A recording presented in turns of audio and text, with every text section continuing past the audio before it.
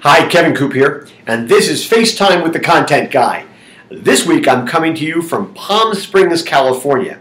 I know it doesn't look like Palm Springs, California, and I would actually love to be doing this outdoors.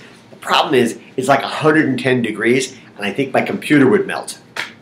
Anyway, some of what I'm about to tell you may well fall into the category of too much information, but I'm going to go there anyway. Because I think it makes a legitimate point to give you this particular example. Anyway, for a long time now, I've been talking about the advantages of Amazon's Subscribe and Save system, which is basically automatic replenishment for consumers. In a number of categories, we're able to order products and place a standing order for them because we know we use a lot of them. And basically what happens is they show up on a regular basis, no problem at all. And I'm able to, know that I don't have to worry about getting these particular items, things like laundry detergent, and even paper towels and shampoos and all sorts of things like that. And I'm never going to get a call from my wife saying, hey, how come we ran out of laundry detergent? This is really, really valuable.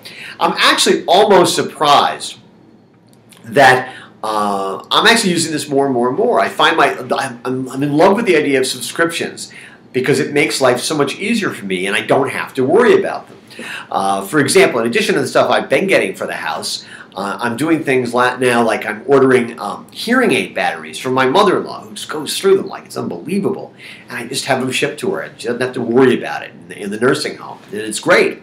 Let's see. I have a son who's sort of an actor, He's actually an actor. He's an actor, and he's a writer, and he lives in Chicago, and he's starving. So I have food shipments, packaged products sent to him on a regular basis so he has something to eat when money gets a little tight. That's great.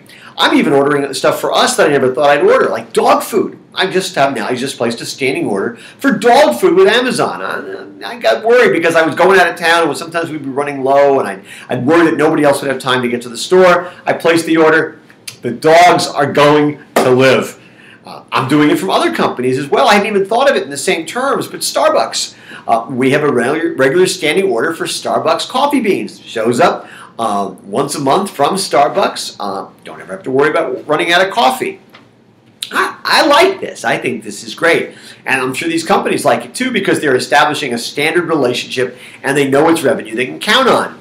And then here's where we're going to get into the TMI stuff, right? The too much information. A package showed up the other day, and I wasn't aware of having ordered anything, and I opened it, and it was a couple of pairs of underwear in my size, and I looked at the invoice, and suddenly I remembered. It was like a year ago. I needed to order some underwear, so I ordered it from Jockey, and one of the things they did when I placed the order is they gave me an option. They said, would you like to place a standing annual order for fresh underwear? And I said to myself at the time, that's a really good idea. I never remember to do this stuff, and I don't really want to go to the store to do it. And wouldn't it be great if once a year, new underwear showed up? How terrific would this be? And it did. And how great is that? I'm sure Mrs. Content Guy is thrilled. But there's a lesson here, right? Because sometimes I think we wait for consumers to tell us what their problems are, and then we provide them with a solution. Sometimes you can't do that.